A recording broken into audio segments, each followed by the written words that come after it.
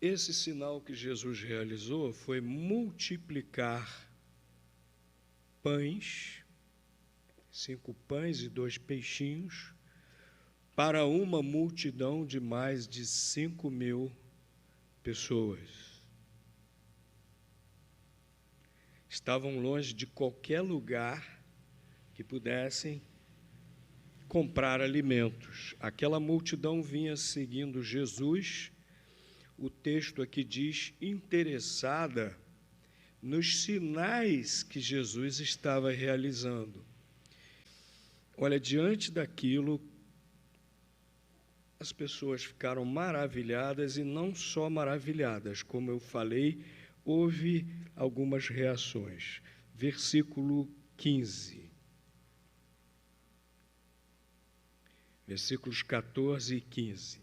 Vendo, pois, aqueles homens o sinal que Jesus operara, diziam: este é verdadeiramente o profeta que havia de vir ao mundo.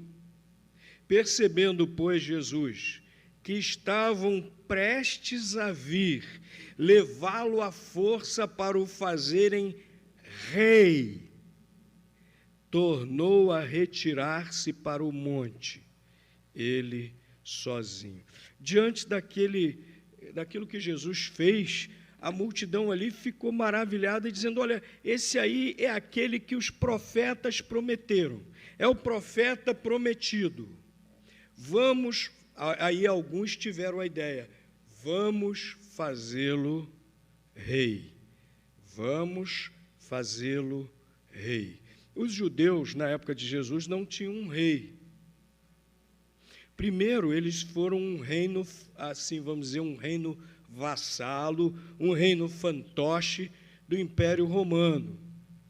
E agora a Judéia nem isso mais era. Agora a Judéia era uma província romana, eles não tinham rei. Havia séculos que os judeus haviam perdido a sua independência, havia séculos que os judeus eram dominados por outros reinos, por outros impérios, e agora dominados pelos romanos. Esse ato de quererem fazer Jesus o seu rei era um ato de rebelião declarada contra o Império Romano. Os judeus acreditavam que viria um Messias, que seria poderoso, mandado por Deus, poderoso, que os lideraria, que seria o seu rei e que lhes traria libertação da opressão dos romanos, que lhes faria um rei, um reino independente e poderoso. Quando eles viram Jesus realizar aquele milagre, pronto, é esse. Vamos fazê-lo o nosso rei. Ele vai nos libertar dos romanos, ele vai nos libertar da opressão. Olha, as massas o seguem, as multidões o seguem, e ele é poderoso. Vamos fazê-lo rei. Está na hora de nós sacudirmos o jugo dos romanos. Eles estavam muito conscientes que, se fizessem um rei, isso era uma declaração de que estavam se rebelando contra a dominação romana. Ah, mas com Jesus vai dar tudo certo. Jesus aceitou? Jesus aceitou ser feito rei dos judeus, um rei político, um rei terreno, um libertador político de Israel. Jesus aceitou isso? Não. Versículo 15 diz que a reação dele foi que, quando ele percebeu isso, o que ele fez? Foi embora sozinho para o monte. Ele não veio para ser um rei político. Ele não veio para ser um libertador político.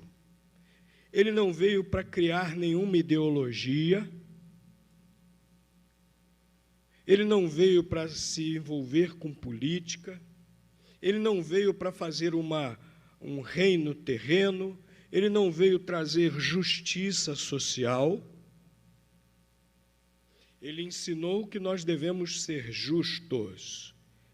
Ele ensinou que os seus seguidores devem ser justos, e uma justiça que não é o padrão dos homens, mas a justiça segundo o padrão de Deus. Mas Jesus não veio para fazer esse tipo de coisa, né?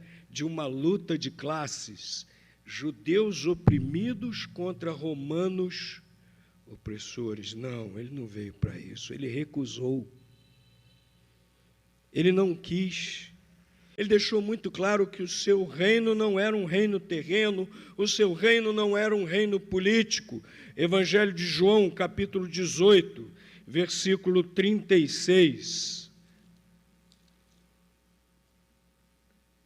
Jesus declarou diante de Pilatos, né, sendo interrogado por Pilatos, desculpa, eu falei Sinédrio, não foi Sinédrio, diante de Pilatos, sendo interrogado pelo governador romano da Judéia, preso, né, ele disse, respondeu Jesus, o meu reino não é deste mundo. Se o meu reino fosse deste mundo, pelejariam os meus servos para que eu não fosse entregue aos judeus. Entretanto, o meu reino não é daqui.